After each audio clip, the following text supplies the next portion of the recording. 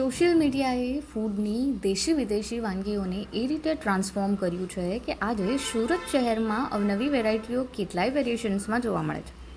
ખાણીપીણીના શોખીન સુરતીઓ જ નહીં પરંતુ અન્ય જિલ્લાઓથી પણ લોકો સુરતના સ્ટ્રીટ ફૂડની જયાફત ઉઠાવવા માટે આવતા હોય છે.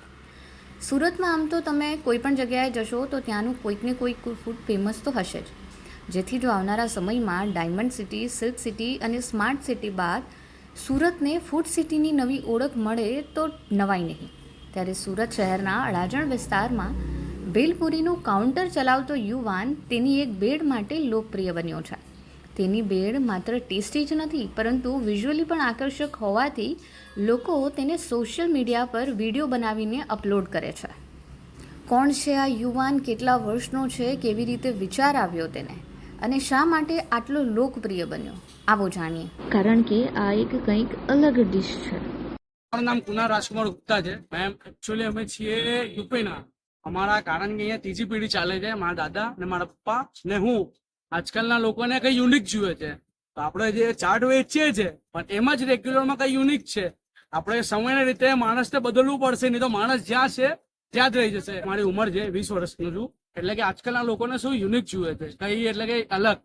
તો આપણે નવી નવી આઈટમ કાઢ્યા કરીએ. જેમ કે અમારી મોસ્ટ વાયરલ છે, આપણે બધી ચાટમાં તો બહુ છે પણ આપણે કઈ યુનિક રીતે કે આપણો સુરતવાસીઓ કે ચટપટા એકદમ ચટોરા એકદમ જે ઉપર એકવાર સ્વાદ લાગી જાય એટલે માણસને નહીં છોડે. તમે આપણે નવું નવી આઈટમ એટલે અવનવી જેમ કે કોરિયન ભેલ છે, આપણે ટ્રેન્ડિંગમાં ચાલે છે આપણું, ને ફાર બાસ્કેટ ચાટ છે. એટલે કે આપણે આ બે ન્યૂ આઈટમ અલગ રીતે આખું એમ લોન્ચ કર્યું છે. એની એટલે કે થોડું સ્પાઇસી જ આવે, સ્પાઇસીનેસ એમાં ચટણી આવે છે ને આખી યુનિક ચીઝી આઈટમ છે. કોરિયન ભેલ છે પણ એમાં કઈ આપણે યુનિક લાવ્યા છે કોરિયન ભેલ. આ યુવાનનું નામ છે કૃણાલ ગુપ્તા. મૂળ ઉત્તર પ્રદેશના અને અડાજણ વિસ્તારમાં આવાસમાં રહેતો કુણાલ, તેની ઉંમર માત્ર 20 વર્ષ છે અને તે અડાજણમાં જ ભેલપુરીનું કાઉન્ટર ચલાવે છે, જે હાલ કોરિયન ભેલ માટે જાણીતો બન્યો છે.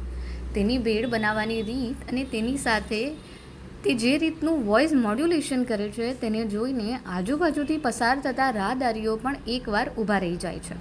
આમ તો મમરાની ભેળ અલગ અલગ વેરિએશન્સમાં જોવા મળે છે અને લોકો ખાય પણ છે, પરંતુ આ કોરિયન ભેળ તેમાં ઉપયોગમાં લેવામાં આવી રહેલા સોસ એટલે કે ચટણીને લઈને અલગ તરી આવે છે.